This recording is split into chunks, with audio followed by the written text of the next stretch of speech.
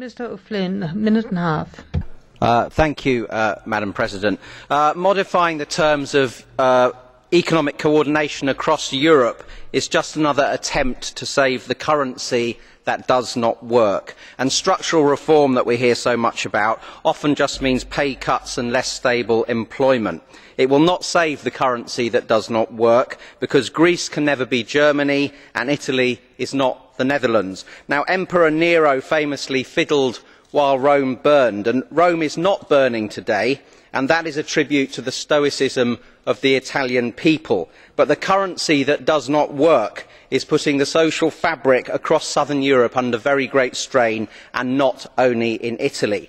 The talent of the people is the biggest resource that we have, and therefore unemployment is the biggest waste. And yet the currency that does not work leads to people who have no work.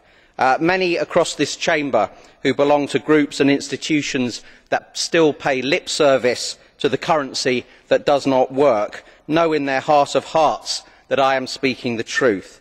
It is time for you to speak up, for you to put the interests of the people before the grand and flawed ideology of ever closer European integration. Those of you who are economically literate and knowledgeable know these things. You have been too quiet for too long, and now is the time for you to show some courage. Thank you. Yes?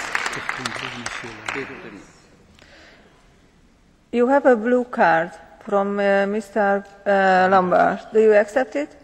Yes, of course. Mr. Lamberts, you have the floor. Mr. O'Flynn, I would agree with you and many others who say that the current status quo is economically non-viable.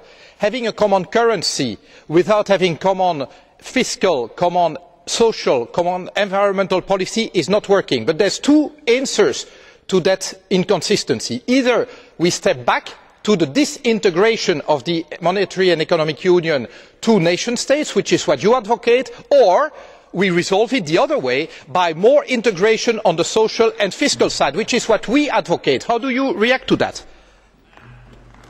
I think you're speaking the truth there. It's one or the other. But what I would point out to you is there does not exist the social solidarity levels needed across the nation states. I remember German reunification, and West German people moaned a bit about the cost of reunifying, but because they were reunifying with fellow Germans, they bore that cost. They were happy to. The Germans will not pay indefinitely for the Greek people or other people in southern Europe. If the social solidarity was there, that would be the right answer, but it rests with nation states across our great continent. Okay.